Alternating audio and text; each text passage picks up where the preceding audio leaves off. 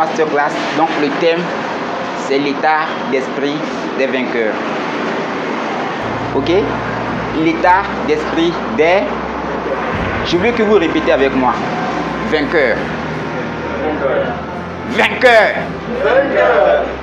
Vainqueur. Est-ce que vous répondez comme si vous n'avez pas envie d'être des guerriers?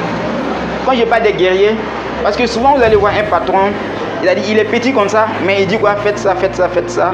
Bon, je pense que voilà, 2 semaines je pars à Paris, bon, il a l'esprit des vainqueurs. Donc on répète, vainqueur. Ok, d'accord. Donc merci bien. Oh, pour avoir la mentalité des vainqueurs, il faut être optimiste. Je prends un exemple dit. Vous allez voir des personnes dans la vie courante qui ne parlent pas, mais sont dangereux. Ils ne parlent pas, mais quand tu marches sur les pieds là, c'est ça que tu sais que qui est qui. Est-ce que vous voyez? Il y a des personnes aussi dans la vie courante, ils parlent beaucoup, mais ils font peu. Donc ici, c'est l'intermédiaire qui est préférable. C'est l'intermédiaire, soit, vous voyez ce que je veux dire, de l'autre côté, puis tu es au milieu. C'est l'intermédiaire qui est plus, voilà, qui est plus apprécié. Et pour cela, le premier point, c'est d'avoir une vision. J'ai dit une vision, je n'ai pas dit des visions. Une vision, c'est différent d'un rêve. Je m'explique. Avoir une vision, c'est te dire, aujourd'hui j'ai 22 ans. Dans 27 ans, qu'est-ce que je vais devenir? Dans 5 ans, quel genre d'homme ou de femme je veux épouser? Dans quelques mois, quelle activité je vais commencer à investir dedans? Ou encore, qu'est-ce que je vais bosser pour atteindre mon objectif? Une vision, c'est différent d'un rêve.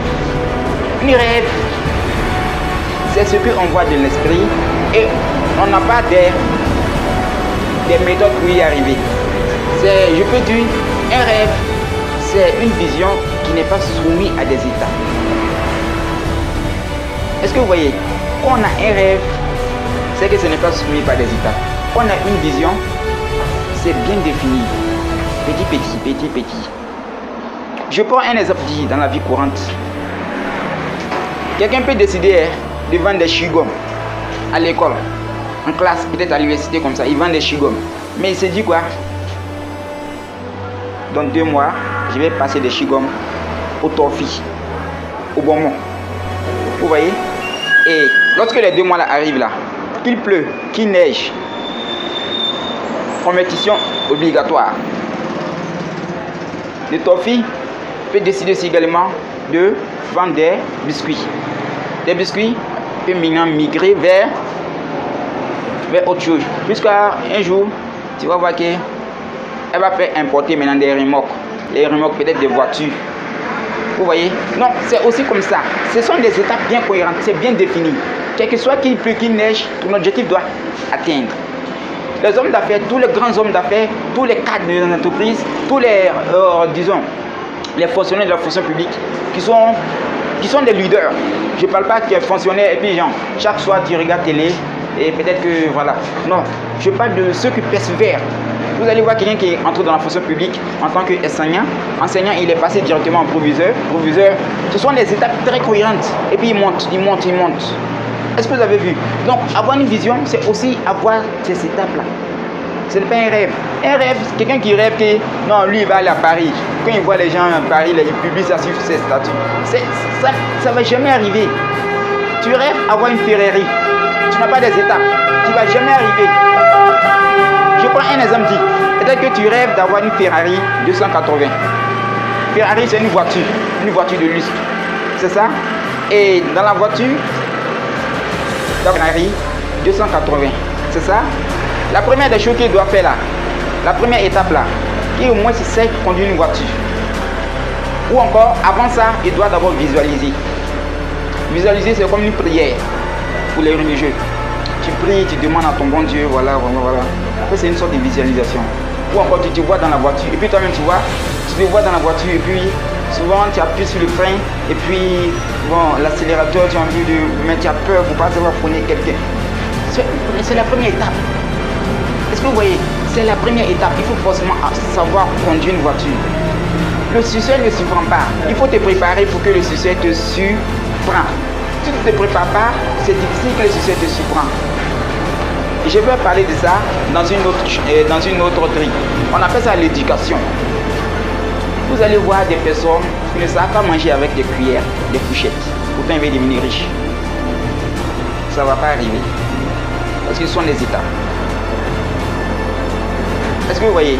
Quand je parle de riche ici, ce n'est pas en termes d'argent seulement. De suite, je vais faire un exercice très clair. Vous allez comprendre que la richesse est différente de l'argent. Avoir de l'argent, c'est la fortune. Les deux qui apportent. Je vais faire un exercice très clair. Vous allez comprendre que la richesse et la fortune, c'est très différent. Ok? D'accord. En attendant que ça vienne, je vais vous expliquer quelque chose. Ok, voici les deux. Ce sont les deux. C'est une carte Visa UBA.